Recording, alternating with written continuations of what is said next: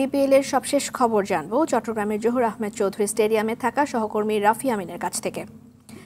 রাফি, একটু জানাবেন যে দর্শকদের উপস্থিতি কেমন, সেই সাথে চট্টগ্রাম পর্বে নিজেদের শেষ ম্যাচে রংপুরের জয় রথ থামাতে পারবে কিনা রাজশাহী?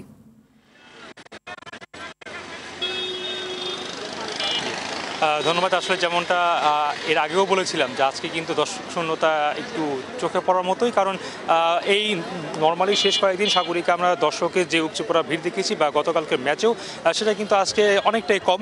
তবে বেলা গড়াতে গড়াতে অবশ্য কিছুটা দর্শকে আমরা দেখা পাচ্ছি।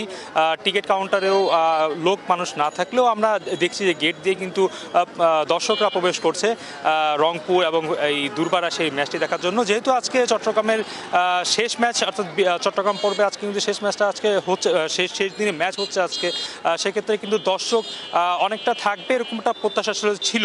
তবে দিনের প্রথম ম্যাচে কিন্তু আমরা আসলে এই প্রত্যাশা পূরণে ব্যর্থ বলা যায় যে আসলে, বা আসলে প্রত্যাশা পূরণের যে একটা আশা আলো দেখছিল আসলে সেটা কিন্তু নেই বললে এক হিসাবে চলা যায়।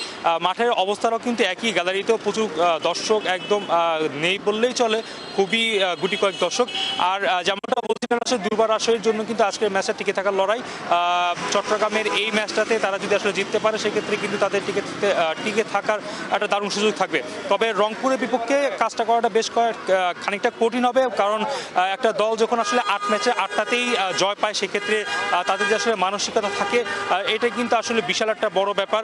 এবং এই মানসিকতা দেখা যাক কে জয়রথ আসলে থামাতে পারে কিনা রংপুরের রাজশাহী।